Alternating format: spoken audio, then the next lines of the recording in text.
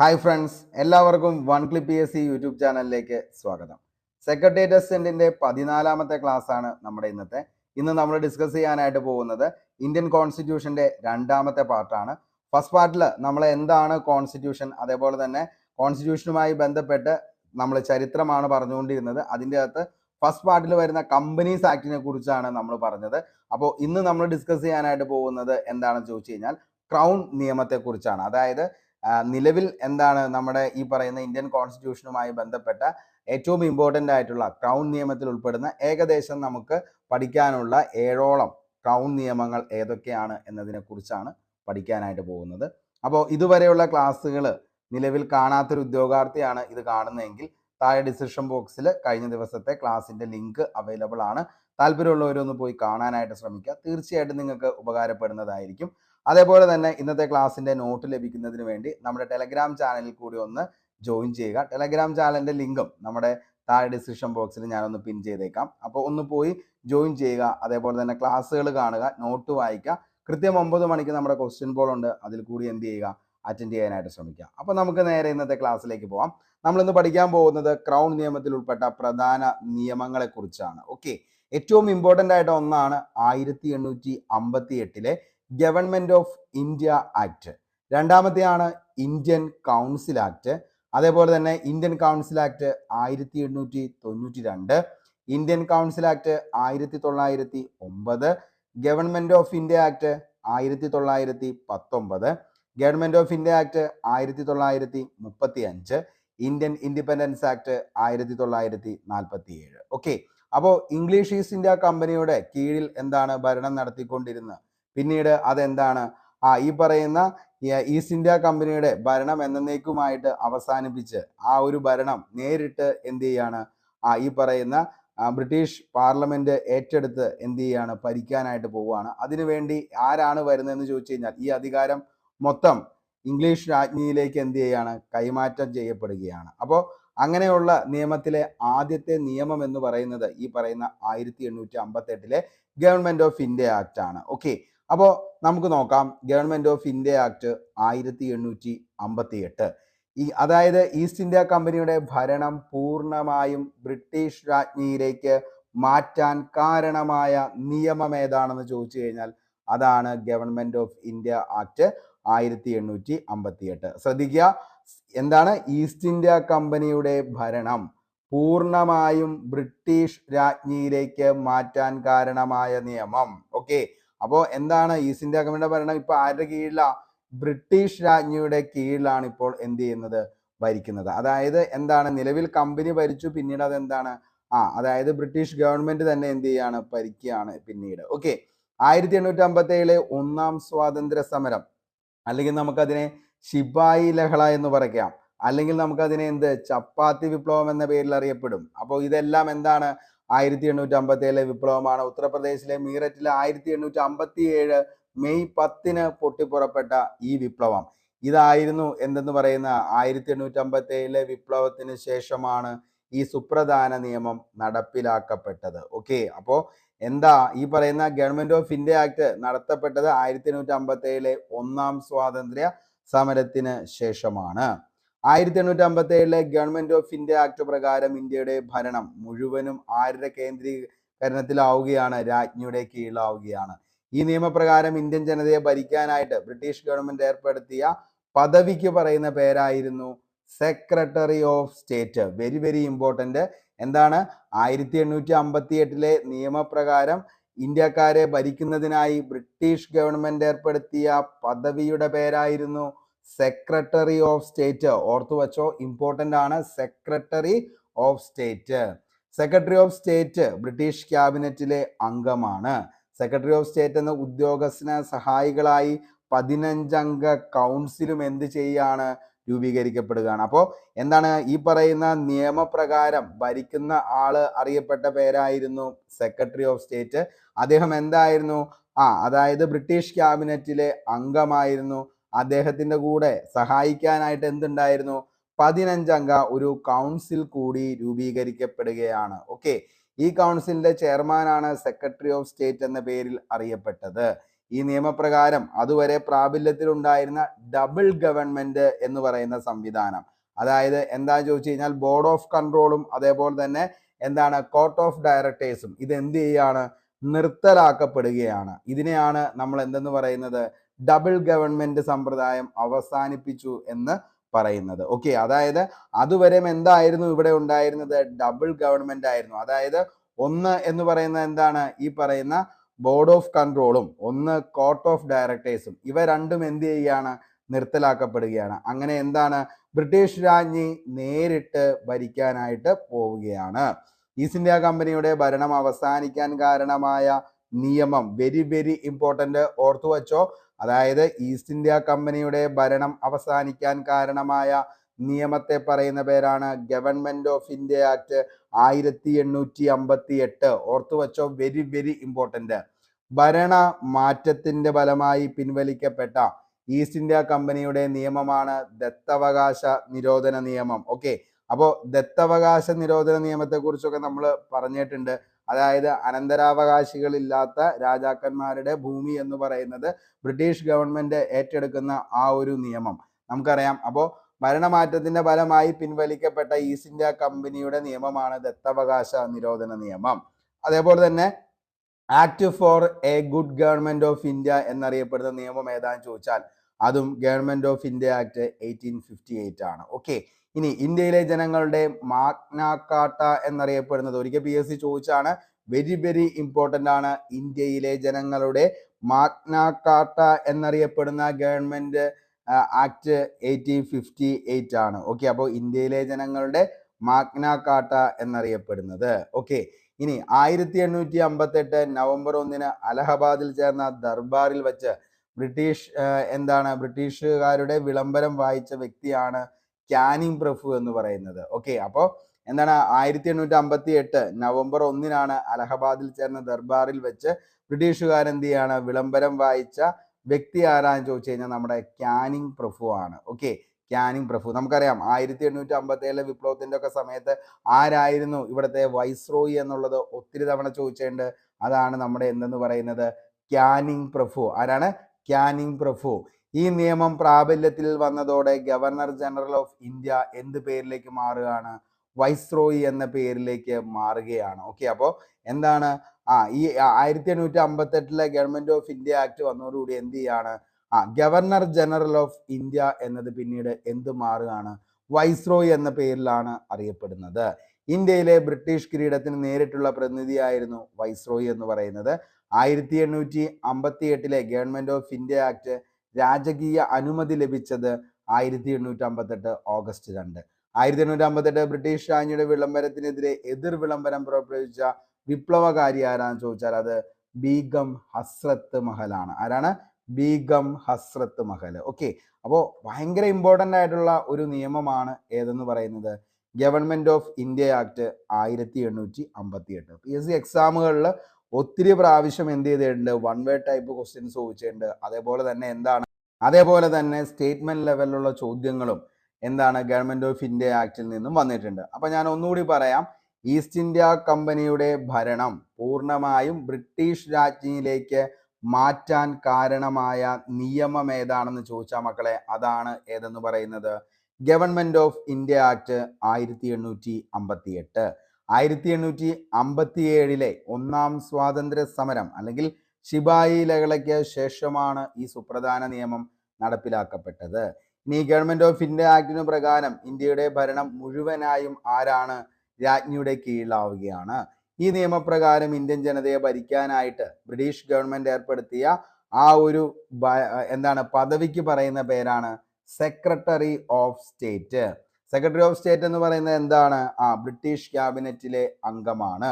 Secretary of state എന്ന ഉദ്യോഗസ്ഥന് സഹായികളായി 15 അംഗ കൗൺസിലും എന്ത് ചെയ്യാണ്, രൂപീകരിക്കപ്പെടുകയാണ്. ഓക്കെ, ഇനി ഇന്ത്യൻ കൗൺസിലിന്റെ ചെയർമാൻ സെക്രട്ടറി ഓഫ് സ്റ്റേറ്റ് എന്നായിരുന്നു.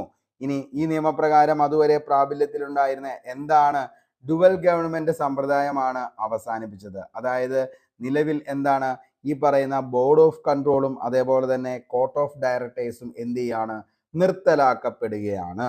ഓക്കെ, ഈസ്റ്റ് ഇന്ത്യ കമ്പനിയുടെ ഭരണം അവസാനിക്കാൻ കാരണമായ ആക്ട് ഏതാണെന്ന് ചോദിച്ചു കഴിഞ്ഞാൽ അത് ഗവൺമെന്റ് ഓഫ് ഇന്ത്യ ആക്ട് 1858. ഭരണമാറ്റത്തിന്റെ ഫലമായി പിൻവലിക്കപ്പെട്ട ഈസ്റ്റ് ഇന്ത്യ കമ്പനിയുടെ നിയമം ഏതാന്ന് ചോദിച്ചു കഴിഞ്ഞാൽ അതാണ് ദത്തവകാശ നിരോധന നിയമം. ഈ ഒരു ആക്ടിനെ 1858 ആക്ട് അറിയപ്പെടുന്നതാണ് act for the good government of India എന്നുള്ളതും അതേപോലെ തന്നെ ഇന്ത്യയിലെ ജനങ്ങളുടെ മാഗ്ന കാർട്ട എന്നറിയപ്പെടുന്നതും government of India act 1858. 1858 November 1 അലഹബാദിൽ ചേർന്ന ദർബാറിൽ വെച്ച് ബ്രിട്ടീഷുകാരുടെ വിളംബരം വായിച്ച വ്യക്തിയായിരുന്നു ഏതെന്ന് പറയുന്നത് ഈ പറയുന്ന കാനിങ് പ്രഭു. ഓക്കെ, ഇനി നമുക്ക് ഈ നിയമം പ്രാബല്യത്തിൽ വന്നതോടെ എന്താവുകയാണ്? ഗവർണർ ജനറൽ ഓഫ് ഇന്ത്യ എന്നുള്ളത് വൈസ്രോയി എന്ന പേരിലേക്ക് മാറുകയാണ്.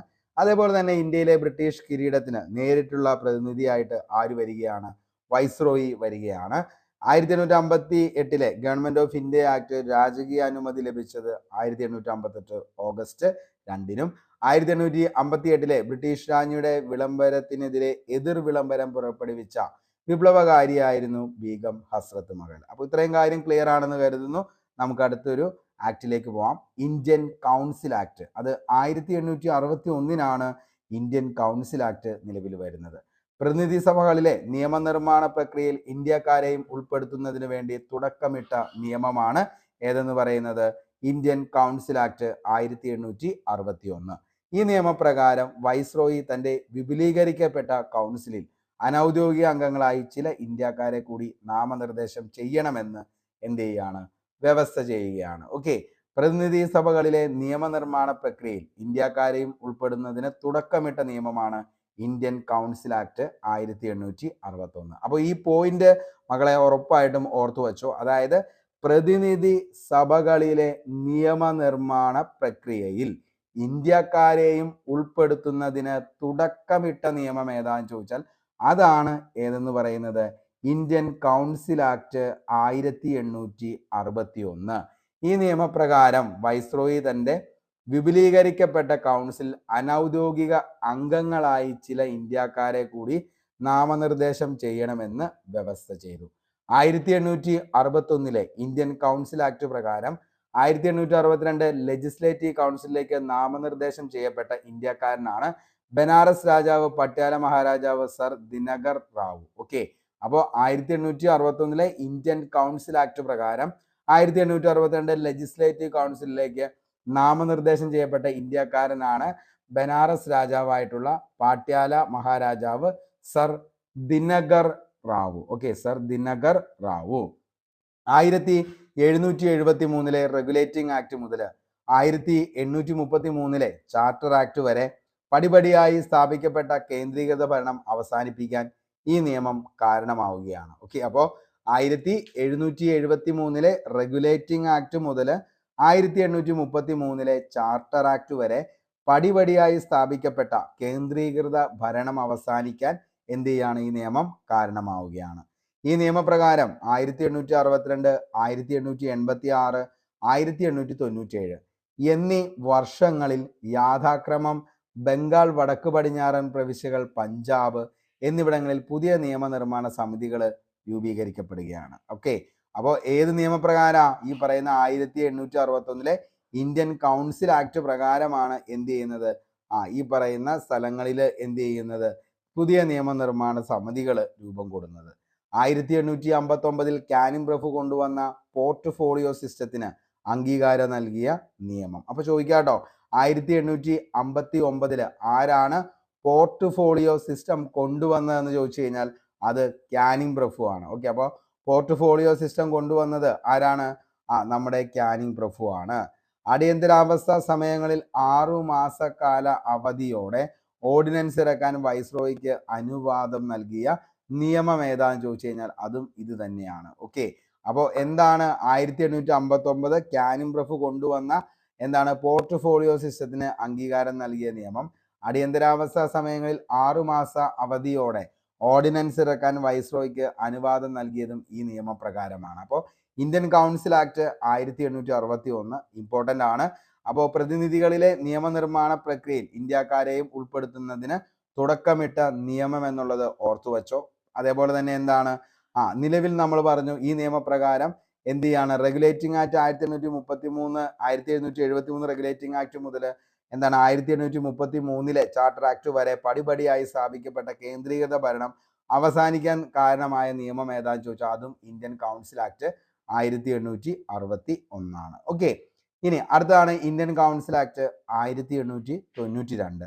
കേന്ദ്ര പ്രവിശ്യ നിയമനിർമ്മാണ സമിതികളിലെ അഡീഷണൽ അംഗങ്ങളുടെ എണ്ണം വർദ്ധിപ്പിക്കാൻ കാരണമായ നിയമമാണ് ഇന്ത്യൻ കൗൺസിൽ ആക്ട്. ഓക്കെ, അപ്പോൾ കേന്ദ്ര പ്രവിശ്യ നിയമനിർമ്മാണ സമിതിയിലെ അഡീഷണൽ അംഗങ്ങളുടെ എണ്ണം വർദ്ധിപ്പിക്കാൻ കാരണമായ നിയമമാണ് ഇന്ത്യൻ കൗൺസിൽ ആക്ട് 1892. നിയമനിർമ്മാണ സമിതികളുടെ പ്രവർത്തനങ്ങൾ എന്ത് ചെയ്യുകയാണ്, അതോടുകൂടി വർദ്ധിപ്പിക്കുകയാണ്. അങ്ങനെ ബജറ്റ് ചർച്ച ചെയ്യാനും എക്സിക്യൂട്ടീവിനോട് ചോദ്യങ്ങൾ ചോദിക്കാനുള്ള അധികാരവും ഏത് നിയമം വഴി നമുക്ക് കിട്ടുകയാണ്, ഇന്ത്യൻ കൗൺസിൽ ആക്ട് 1892 വഴി നമുക്ക് ലഭിക്കുകയാണ്. ഓക്കെ, അടുത്തതാണ് Indian council act 1909. Very very important ആണ്, ഓർത്തു വെച്ചോ. കാരണം Indian council act otherwise known as എന്ത്, മിന്റോ മോർലി പരിഷ്കാരം എന്ന പേരിലും അറിയപ്പെട്ടു. അപ്പോൾ നമ്മുടെ അടുത്ത് ചോദിക്കാറുണ്ട്, അതിപ്പോൾ ചരിത്രത്തിലും വരാറുണ്ട്, മിന്റോ മോർലി പരിഷ്കാരം നടന്നത് എന്നാന്നുള്ളത്. അത് 1909. അതാണ് ഏത് പേരിലും അറിയപ്പെടുന്നത്, ഇന്ത്യൻ കൗൺസിൽ ആക്ട് 1909. ഓക്കെ, അപ്പോൾ ഇന്ത്യൻ കൗൺസിൽ ആക്ട് 1909 അറിയപ്പെടുന്ന പേരാണ് ഏതെന്ന് പറയുന്നത്, മിന്റോ മോർലി ഭരണ പരിഷ്കാരം. ഈ ആക്ട് പാസ്സാക്കിയപ്പോൾ ബ്രിട്ടീഷ് വൈസ്രോയി മിന്റോ പ്രഭു ആണ്. ഓക്കെ, അപ്പോൾ ആരായിരുന്നു ഈ സമയത്തെ വൈസ്രോയി? നമുക്കറിയാം, ആ പേരിനോട് തന്നെ എന്താണ് വളരെയധികം സാദൃശ്യമുള്ളതാണ്. ആ പേര് അദ്ദേഹത്തിന്റെ ആയിരുന്നു, ഏത്, മിന്റോ മോർലി. അപ്പോൾ മിന്റോ പ്രഭു ആയിരുന്നു ആ സമയത്ത് എന്തെന്ന് പറയുന്നത്, ബ്രിട്ടീഷ് വൈസ്രോയി. ഈ ആക്ട് പാസ്സാക്കിയപ്പോൾ സ്റ്റേറ്റ് സെക്രട്ടറി ആയിരുന്നത് മിന്റോ മോർലി പ്രഭു ആണ്. എന്തായിരുന്നു ഈ പറയുന്ന നിയമത്തിന്റെ, അതായത് മിന്റോ മോർലി നിയമത്തിന്റെ സവിശേഷതകൾ, അല്ലെങ്കിൽ എന്താണ് ഇന്ത്യൻ കൗൺസിൽ ആക്ട് 1909 സവിശേഷതകൾ എന്തൊക്കെയാണെന്ന് ചോദിച്ചു കഴിഞ്ഞാൽ എന്തൊക്കെയായിരുന്നു മക്കളെ? അതായത് സെൻട്രൽ പ്രൊവിൻഷ്യൽ ലെജിസ്ലേറ്റീവ് കൗൺസിലുകളുടെ അംഗസംഖ്യ എന്ന് പറയുന്നത് വർദ്ധിപ്പിക്കുകയാണ്. ഓക്കെ, അപ്പോൾ സെൻട്രൽ പ്രൊവിൻഷ്യൽ ലെജിസ്ലേറ്റീവ് കൗൺസിലുകളുടെ അംഗസംഖ്യ വർദ്ധിപ്പിച്ചു.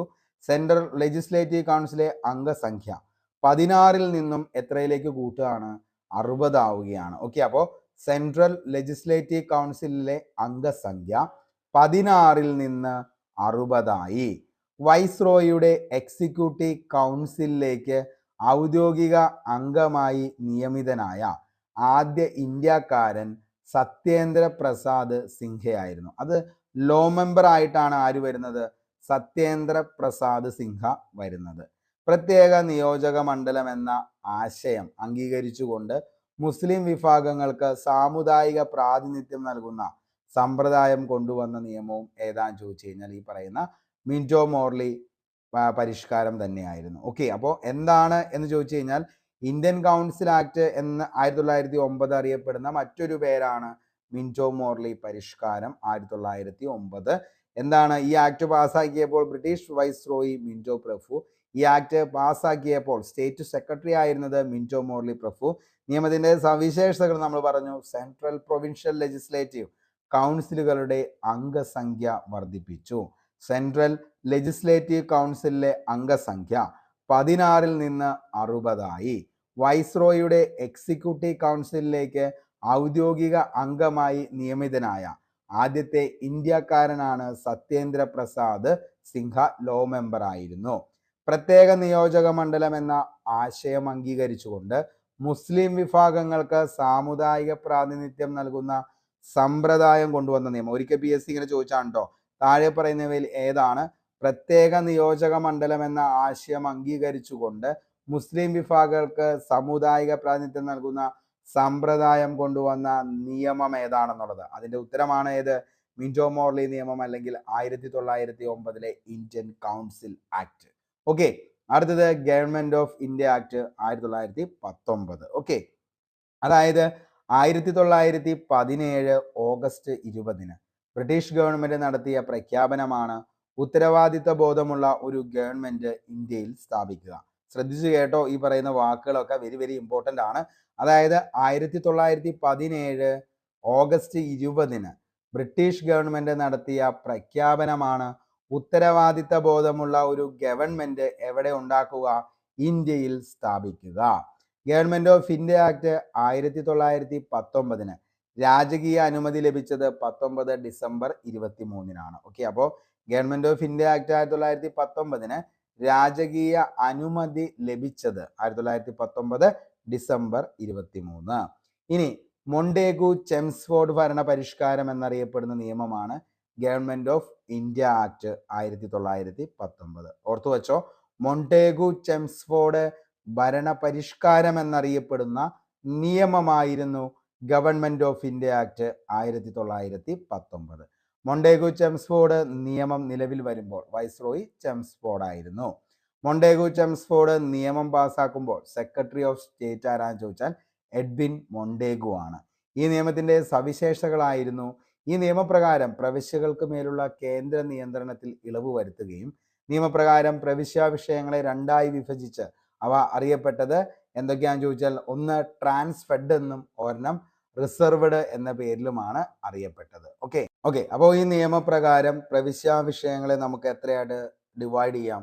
രണ്ടായിട്ട് ഡിവൈഡ് ചെയ്യാം. ഒന്ന് ട്രാൻസ്ഫെഡ് എന്നും ഒരെണ്ണം റിസർവ്ഡ് എന്നും. ഓക്കെ, ഇനി ട്രാൻസ്ഫർ വിഷയങ്ങൾ നിയന്ത്രിച്ച ഗവർണറാണ് നിയമനിർമ്മാണ സമിതിയുടെ ചുമതലയുള്ള മന്ത്രിമാരുടെ സഹായത്തോടെ.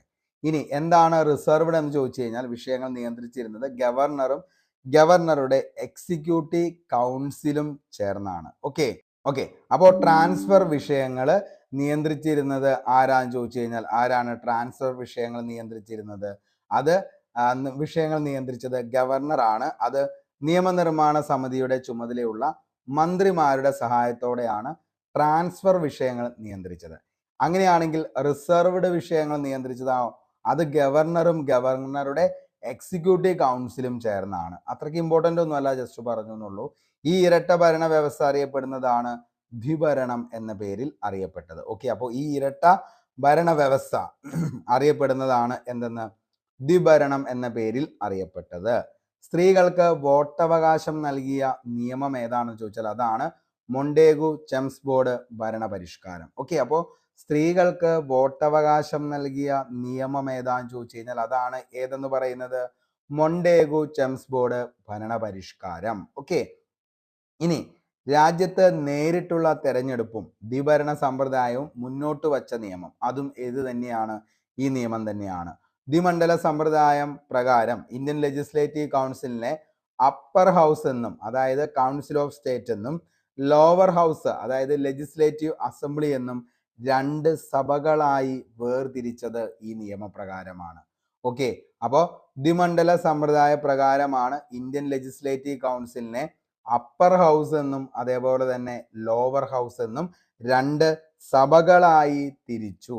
നേരിട്ടുള്ള തെരഞ്ഞെടുപ്പിലൂടെയാണ് ഭൂരിപക്ഷം അംഗങ്ങളും സഭയിൽ അംഗത്വം നേടിയിരുന്നത്. ഭൂസ്വത്ത്, നികുതി, വിദ്യാഭ്യാസം എന്നിവയുടെ അടിസ്ഥാനത്തിലാണ് ഇലക്ഷന് വോട്ട് ചെയ്യാനുള്ള അവകാശം നൽകിയത്. വൈസ്രോയുടെ എക്സിക്യൂട്ടീവ് കൗൺസിലുള്ള 6 അംഗങ്ങളിൽ കമാൻഡർ ഇൻ ചീഫ് ഒഴികെ 3 പേരെങ്കിലും ഇന്ത്യക്കാരനായിരിക്കണമെന്ന് ഈ നിയമം എന്ത് ചെയ്യാണ്? വ്യവസ്ഥ ചെയ്യുകയാണ്. ഓക്കെ, അപ്പോൾ വൈസ്രോയുടെ എക്സിക്യൂട്ടീവ് കൗൺസിലിലെ 6 അംഗങ്ങളിൽ കമാൻഡർ ഇൻ ചീഫ് ഒഴികെ 3 പേരെങ്കിലും ഇന്ത്യക്കാരായിരിക്കണമെന്ന് ഈ നിയമം വ്യവസ്ഥ ചെയ്തു. അതേപോലെ തന്നെ എന്താണ് ഈ നിയമപ്രകാരം ഇന്ത്യ ഹൈക്കമ്മീഷണർ എന്ന ഒരു പുതിയ തസ്തിക ലണ്ടനിൽ സൃഷ്ടിക്കുകയും സെക്രട്ടറി ഓഫ് സ്റ്റേറ്റിന്റെ ചില പ്രവർത്തനത്തിൽ ഈ ഉദ്യോഗസ്ഥൻ കൈമാറ്റം ചെയ്യുകയും ചെയ്തു. 1926 സിവിൽ സർവേകളുടെ റിപ്പോർട്ടുകൾ അനുസരിച്ച് സെൻട്രൽ പബ്ലിക് സർവീസ് കമ്മീഷൻ രൂപീകരിക്കാൻ ഈ നിയമം കാരണമാവുകയും ചെയ്യുകയാണ്. ഈ നിയമം സെൻട്രൽ ബജറ്റിൽ നിന്ന് പ്രൊവിൻഷ്യൽ ബജറ്റിനെ വേർതിരിക്കുകയും പ്രവിശ്യ നിർമ്മാണ സഭയ്ക്ക് അവരുടെ ബജറ്റുകൾ നടപ്പിലാക്കാൻ അധികാരം നൽകുകയും ചെയ്ത നിയമമായിരുന്നു ഏതെന്ന് പറയുന്നത് 1919 ഗവൺമെന്റ് ഓഫ് ഇന്ത്യ ആക്ട് എന്ന് പറയുന്നത്. ഓക്കെ, അപ്പോൾ നമ്മൾ ഏറ്റവും ഇമ്പോർട്ടൻ്റ് ആയിട്ടുള്ള ഒരു ആക്ടിൽ ഒന്നാണ് ഈ പറഞ്ഞത്. 1917 ഓഗസ്റ്റ് 20 ബ്രിട്ടീഷ് ഗവൺമെന്റ് നടത്തിയ പ്രഖ്യാപനമാണ് ഉത്തരവാദിത്ത ബോധമുള്ള ഒരു ഗവൺമെന്റ് ഇന്ത്യയിൽ സ്ഥാപിക്കുക എന്നത്. ഈ പറയുന്ന ഗവൺമെന്റ് ഓഫ് ഇന്ത്യ ആക്ട് 1919 രാജകീയ അനുമതി ലഭിച്ചത് എന്നാണെന്ന് ചോദിച്ചു കഴിഞ്ഞാൽ 1919 ഡിസംബർ 23 മൊണ്ടേഗു ചെംസ്ഫോർഡ് ഭരണ പരിഷ്കാരം എന്നറിയപ്പെടുന്ന നിയമമായിരുന്നു government of India act 1919. Montagu Chelmsford നിയമം നിലവിൽ വരുമ്പോൾ വൈസ്രോയി ചെംസ്ഫോർഡ് ആണ്. മൊണ്ടേഗു ചെംസ്ഫോർഡ് നിയമം പാസ്സാക്കുമ്പോൾ സെക്രട്ടറി ഓഫ് സ്റ്റേറ്റ് ആരാന്ന് ചോദിച്ചു കഴിഞ്ഞാൽ അത് എഡ്വിൻ മൊണ്ടേഗു ആണ്. ഈ നിയമത്തിന്റെ പ്രധാനപ്പെട്ട സവിശേഷതകൾ നമ്മൾ പറഞ്ഞു. അതായത് പ്രവിശ്യമേലുള്ള കേന്ദ്ര നിയന്ത്രണത്തിൽ ഇളവ് വരുത്തുകയാണ്. അതേപോലെ തന്നെ ഈ നിയമപ്രകാരമാണ് പ്രവിശ്യാ വിഷയങ്ങളെ രണ്ടായിട്ട് എന്ത് ചെയ്യുന്നത്, തരംതിരിക്കുന്നത്. ഒന്ന് ട്രാൻസ്ഫർഡ് എന്നും ഒരെണ്ണം റിസർവ്ഡ് എന്നും. ഇതിൻ്റെ അകത്ത് ട്രാൻസ്ഫർ വിഷയത്തിൽ വരുന്നതായിരുന്നു ഗവർണറാണ് നിയമനിർമ്മാണ സമിതിയുടെ ചുമതലയുള്ള മന്ത്രിമാരുടെ സഹായത്തോടെയാണ് ഈ വിഷയങ്ങൾ എന്ത് ചെയ്തിട്ടുള്ളത്, നിയന്ത്രിച്ചിരുന്നത്. ഇനി റിസർവ്ഡ് വിഷയങ്ങളെ നിയന്ത്രിച്ചിരുന്നത് ഗവർണറും ഗവർണറുടെ എക്സിക്യൂട്ടീവ് കൗൺസിലും ചേർന്നാണ്. ഈ ഇരട്ട വ്യവസ്ഥ അറിയപ്പെട്ടതായിരുന്നു ഏത് പേരിൽ, ദ്വിഭരണം എന്ന പേരിൽ അറിയപ്പെട്ടത്. അതേപോലെ തന്നെ എന്താണ്, രാജ്യത്ത് നേരിട്ടുള്ള തെരഞ്ഞെടുപ്പും ദ്വിഭരണ സമ്പ്രദായം മുന്നോട്ട് വച്ച നിയമം. ദ്വിമണ്ഡല എന്താണ് സമ്പ്രദായ പ്രകാരം ഇന്ത്യൻ ലെജിസ്ലേറ്റീവ് കൗൺസിലിനെ അപ്പർ ഹൗസ് എന്നും ലോവർ ഹൗസ് എന്നും തിരിച്ച നിയമവും ഇത് തന്നെയാണ്. നേരിട്ട് തെരഞ്ഞെടുപ്പിലൂടെ ഭൂരിപക്ഷം അംഗങ്ങളും സഭയിൽ അംഗത്വം നേടിയിരുന്നത്. അതേപോലെ തന്നെ എന്താണ്, നിലവിൽ എന്താണ് വൈസ്രോയുടെ എക്സിക്യൂട്ടീവ് കൗൺസിൽ 6 അംഗങ്ങളിൽ കമാൻഡർ ഇൻ ചീഫ് ഒഴികെ 3 പേരെങ്കിലും ഇന്ത്യക്കാരായിരിക്കണമെന്ന് വ്യവസ്ഥ ചെയ്തതും ഈ നിയമപ്രകാരം തന്നെയാണ്. ഓക്കെ, ഈ നിയമം സെൻട്രൽ ബജറ്റിൽ നിന്ന് പ്രൊവിൻഷ്യൽ ബജറ്റിനെ വേർതിരിക്കുകയും പ്രവിശ്യാ നിർമ്മാണ സഭയ്ക്ക് അവരുടെ ബജറ്റുകൾ നടപ്പിലാക്കാൻ അധികാരം നൽകുകയും ചെയ്തു. അപ്പോൾ ഇത്രയും കാര്യങ്ങൾ എന്ത് ചെയ്യുക, ഒന്ന് പഠിച്ചു വയ്ക്കുക. വെരി വെരി ഇമ്പോർട്ടൻ്റ് ആണ്. അടുത്ത് നമുക്ക് പഠിക്കാനുള്ളതാണ് government of India act 1935. Mostly repeated ആണ് ഈ ഒരു ആക്ട് എന്ന് പറയുന്നത്. പല എക്സാമുകളിലും സ്റ്റേറ്റ്മെന്റ് ലെവലിലുള്ള ചോദ്യങ്ങൾ വന്നിട്ടുണ്ട്, വൺ വേർഡ് സബ്സ്റ്റിറ്റ്യൂട്ട് ലെവലിലും ചോദ്യങ്ങൾ നിരന്തരം ചോദിച്ച ഒരു ആക്ട് ആണ് ഈ പറയുന്ന government of India act 1935.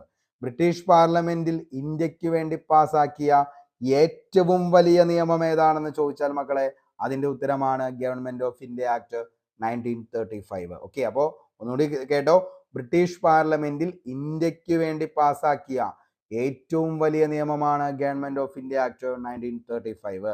1935 government of India ആക്ടിന് ആധാരമായത് സൈമൺ കമ്മീഷൻ റിപ്പോർട്ടാണ്. ഓക്കെ, അപ്പോൾ 1935 ഗവൺമെന്റ് ഓഫ് ഇന്ത്യ ആക്ടിന് ആധാരമായത് ഏതാന്ന് ചോദിച്ചു കഴിഞ്ഞാൽ സൈമൺ കമ്മീഷൻ റിപ്പോർട്ടാണ്. വട്ടമേശ സമ്മേളനങ്ങളിലെ നിർദ്ദേശങ്ങളായിരുന്നു. 3-ാം വട്ടമേശ സമ്മേളനത്തിന് ശേഷം 1933 ബ്രിട്ടീഷ് ഗവൺമെന്റ് പ്രസിദ്ധീകരിച്ച വൈറ്റ് പേപ്പർ ഇന്ത്യൻ ഭരണഘടനയുടെ ചരിത്രത്തിലെ ഏറ്റവും വലിയ വഴിത്തിരിവായിരുന്നു 1935 government of India act 1935. Indian ഭരണഘടനയുടെ ഏറ്റവും കൂടുതൽ കടപ്പെട്ടിരിക്കുന്ന നിയമം ഏതാണെന്ന് ചോദിച്ചാൽ അതിന്റെ ഉത്തരവും ഏത് തന്നെയാണ്, 1935 ഗവൺമെന്റ് ഓഫ് ഇന്ത്യ ആക്ടിനോടാണ് ഇന്ത്യൻ ഭരണഘടന ഏറ്റവും കൂടുതൽ കടപ്പെട്ടിരിക്കുന്ന നിയമം. അപ്പോൾ ഇന്ത്യൻ ഭരണഘടന ഏറ്റവും കൂടുതൽ കടപ്പെട്ടിരിക്കുന്ന നിയമം ഏതാണെന്ന് ചോദിച്ചാൽ മക്കളെ അതിന്റെ ഉത്തരമാണ് 1935 government of India act. Government of India act 1935 ശില്പി ആരാണെന്ന് ചോദിച്ചു കഴിഞ്ഞാൽ സാമുവൽ ഹോർ. ഒത്തിരി തവണ ചോദിച്ച ചോദ്യമാണ്.